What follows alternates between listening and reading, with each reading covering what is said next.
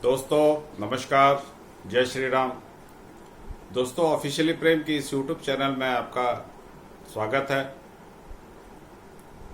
दोस्तों हमारा अनुरोध है कि इस चैनल को सब्सक्राइब कीजिए, लाइक कीजिए, शेयर कीजिए अगर मेरा एनालिसिस आपको पसंद आता है तो दोस्तों आज हमारी चर्चा का विषय रहेगा अरविंद केजरीवाल और कांग्रेस। अभी खबर आई है कि अरविंद केजरीवाल को 15 अप्रैल तक के लिए न्यायिक हिरासत में भेज दिया गया है। आज वैसे भी अप्रैल फुल डे है और दुनिया को मूर्ख बनाने वाले केजरीवाल को कोर्ट ने आज अप्रैल फुल दिवस की सही अर्थ केजरीवाल को बता दिया गया। तो केजरीवाल अगले 15 अप्रैल तक न्यायिक हिरासत में रहेंगे और तिहाड़ में रहेंगे। दोस्तों ये कितनी आश्चर्य की बात है कि अगर कोई सरकारी कर्मचारी किसी घपले में नाम आ जाता है, चाहे उसके नाम से अगर कहीं एफआईआर दर्ज हो जाता है तो उसे या तो नौकरी छोड़ना पड़ता है या उसे सस्पेंड कर दिया जाता है जब तक उसका केस रिजॉल्व नहीं होता है। लेकिन दिल्ली का मुख्यमंत्री तिहाड़ जेल जा रहा है, लेकिन मुख्यमंत्री के लिए कोई संविधान में ऐसा प्रावधान नहीं है कि इसको इस्तीफा देना है कि नहीं देना है, और इसी चीज का वो नाजायज फायदा केजरीवाल उठा रहा है। केजरीवाल तिहाड़ जेल में रहेगा अगले 15 दिन। इसके पहले वो ईडी की कस्टडी में था और लेकिन वो मुख्यमंत्री अभी भी दिल्ली का मुख्यमंत्री बना हुआ है। तो सुप्रीम कोर्ट को क्या इसमें संज्ञान नहीं लेना चाहिए? ये दिल्ली की घटना है, सुप्रीम कोर्ट के नाक के तले ऐसा हो रहा है, लेकिन सुप्रीम कोर्ट संज्ञान नहीं ले रहा है। तो सुप्रीम कोर्ट संज्ञान क्यों नहीं ले रहा है? सुप्रीम कोर्ट तो मणिपुर की घटना में संज्ञान ले लेता है, तीस्ता सीतलवाड़ को शाम को बेल दे देता है, एक सिटिंग में उसको बेल दे देता है।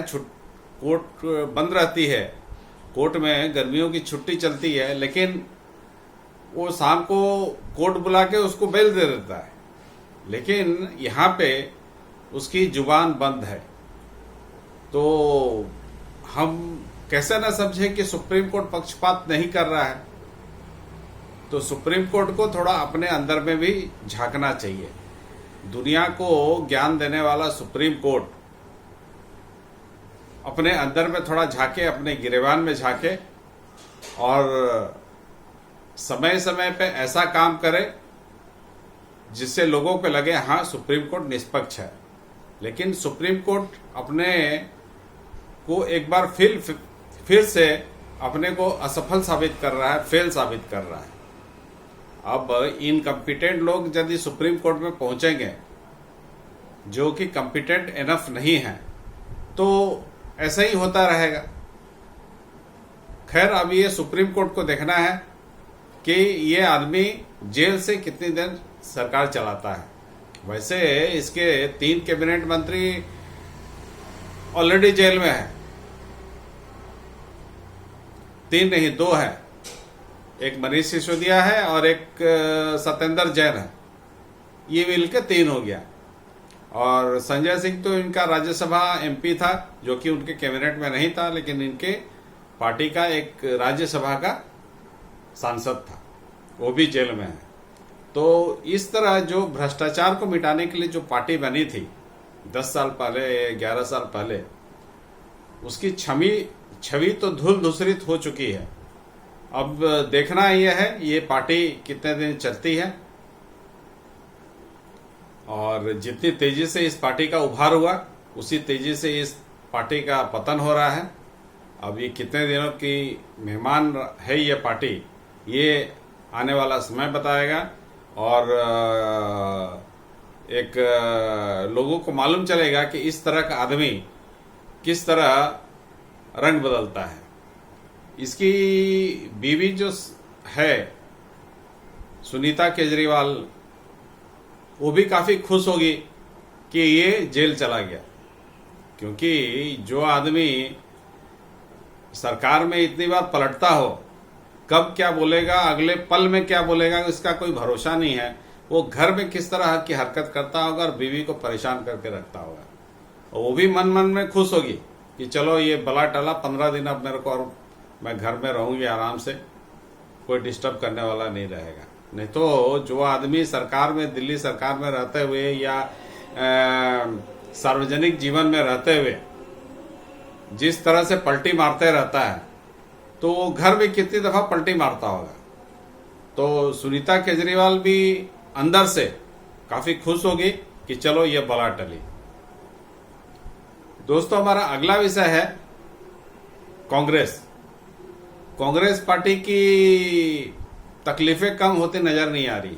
उसके एक एक नेता पार्टी छोड़ते हुए जा रहे हैं। उनको लोकसभा में लड़ाने के लिए कैंडिडेट नहीं मिल रहे हैं।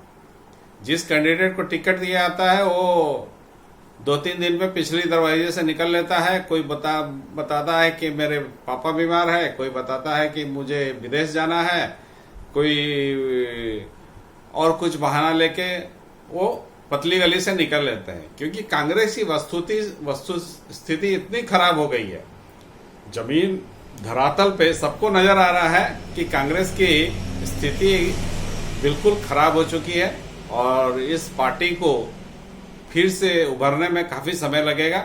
अगर इनका नेता चेंज होता है, इनके नेता नेतृत्व में बदलाव होता है, तो ही इसमें कुछ उभार आ सकता है। लेकिन फिलहाल आने वाले कुछ समय में, आने वाले निकट भविष्य में ऐसा कुछ दिखाई नहीं देता। तो इसीलिए लोग पार्टी छोड़ के जा रहे हैं। आज अभी की थोड़ी देर पहले की खबर है, इनका मध्य प्रदेश में किसी शहर का मेयर था, वो बीजेपी ज्वाइन कर गया। तो इनका टिकट, पार्टी का टिकट, अगर कांग्रेस पार्टी के सदस्य हैं, आपके पास पैसा है, लड़ने की इच्छा है, तो आप भी कांग्रेस पार्टी का टिकट लेके लड़ सकते हैं। क्योंकि कांग्रेस पार्टी के जो सदस्य हैं वो तो लड़ना नहीं चाहते, उनको जमीन की धरातल की वस्तुस्थिति पता है, इसीलिए वो चुनाव से दूर भाग रहे हैं। तो इसी समय कांग्रेस के लिए एक अच्छी खबर आ गई कि इनकम टैक्स ने जो 1700 करोड़ का नोटिस भेजा था, वो बोला, इनकम टैक्स ने कहा है, सुप्रीम कोर्ट से कहा है कि हम इसको अभी उगाही नहीं करेंगे, हम इसकी उगाही चुनाव के बाद करेंगे। जो 2024 में लोकसभा का चुनाव हो रहा है, इसकी उगाही हम 2000 चुनाव के बाद करेंगे। तो ये कुछ दिनों के लिए कांग्रेस के लिए राहत की खबर है। अब 1700 करोड़ रुपए जुटाना इनके लिए काफी टेढ़ी खीर रहेगी, क्योंकि इनका काफी सारा जायदाद कांग्रेस पार्टी का जब्त हो चुका है और जिसके पास पैसा है वो निकल लिए होंगे, वो तो रहे नहीं होंगे इनके साथ में। अब इनको 1700 करोड़ रुपया कौन सी प्रॉपर्टी बेच के चुकाएंगे, वो देखने का विषय रहेगा। खैर, फिलहाल कुछ महीनों के लिए कांग्रेस के लिए राहत की खबर है और कांग्रेस पार्टी 1700 करोड़ रुपया जुगाड़ करे। अच्छा, इसमें 1700 करोड़ रुपया दिया गया इनको, इनकम टैक्स का जो टैक्स का चोरी किया इन्होंने, इसके लिए नोटिस में दिया गया है 17-18 में। अगर ये टैक्स सही में टैक्स का डिक्लेरेशन किए रहते, जो इनको चंदा मिला उसका रिटर्न फाइल किए रहते, तो ये 1700 करोड़ रुपए उनको नहीं देना पड़ता। लेकिन चूंकि उन्होंने रिटर्न फाइल नहीं किया है और सोचते हैं कि हम कानून से ऊपर हैं, कांग्रेस पार्टी तो एक समय तो इनका सोच यही था कि हम देश से ऊपर है, कानून से ऊपर है, हमारा प्रथम परिवार सारे कानून, सारे देश से ऊपर है। तभी तो रॉबर्ट वाड्रा, जो इनका जमाई है, सोनिया गांधी का घर का जमाई है, वो किसी एयरपोर्ट में जाता था तो बिना जांच किए वो सीधे प्लेन तक पहुंच जाता था। जो प्रोटोकॉल मेंटेन होना चाहिए वो प्रोटोकॉल मेंटेन नहीं होता था। खैर, अभी तो वो स्थिति नहीं है। अब ये थोड़ा कांग्रेस के लिए राहत का समय ये है कि कम से कम 2 महीने के लिए इनको छूट दे दी गई है कि अब 2 महीने बाद पैसे दे देना। लेकिन 2 महीने बाद भी इनके पास पैसे कहाँ से आ जाएंगे, क्योंकि इलेक्ट्रोल बॉन्ड वाला झमेला भी तो अभी बंद हो गया है। अब देखने का विषय रहेगा कि 2 महीने बाद ये पैसे कहाँ से लाके इनकम टैक्स को भरेंगे। तो फिलहाल आने वाला समय काफी दिलचस्प रहने वाला है एक तरफ केजरीवाल है, एक तरफ कांग्रेस की हालत खराब हो जा रही है और इंडी गठबंधन ऐसे ही बिखराव की ओर है। और आने वाले समय काफ़ी दिलचस्प रहेगा।